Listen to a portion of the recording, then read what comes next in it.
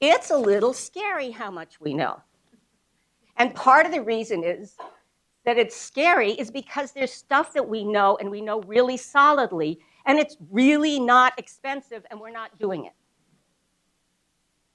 Okay, so there's been a lot of talk about money and about the importance of money for students, financial aid, at the undergraduate level. So we know how to help get students, all students, get the financial aid they deserve. So a couple of years ago, the National Bureau of Economic Research did this awesome study. It was huge. It was like 40,000. They randomly assigned families to one of two groups. Both of them went to H&R Block. H&R Block, you're saying? Why? Because the treatment group, when they went to H&R Block to get their taxes done, H&R Block filled out their FAFSA form.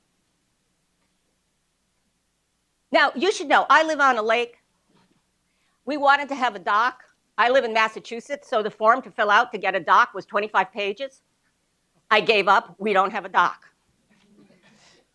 Think about how many students, low-income students, their parents take one look at that form. And those of you who aren't administrators probably haven't looked at that form lately. It's scary. It's worse than the form I didn't fill out for the dock, and I fill out a lot of forms.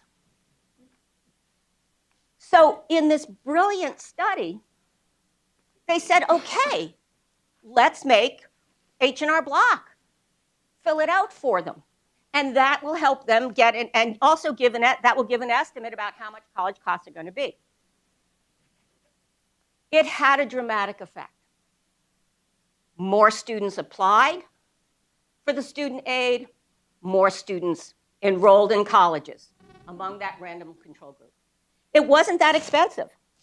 It actually per person cost $87, but that included $20 for the tax professional and $20 for the participant. So if you scaled it up so that this was just something that H&R Block did, oh, would you like our extra FAFSA package? That's an extra $25. Everybody would make money, right? The system's all in place. I spent the last several days, because I knew about the study, but I hadn't followed up to see how much it was implemented. So I spent the last couple of days searching the web, and I'm good at Google. I can't find it.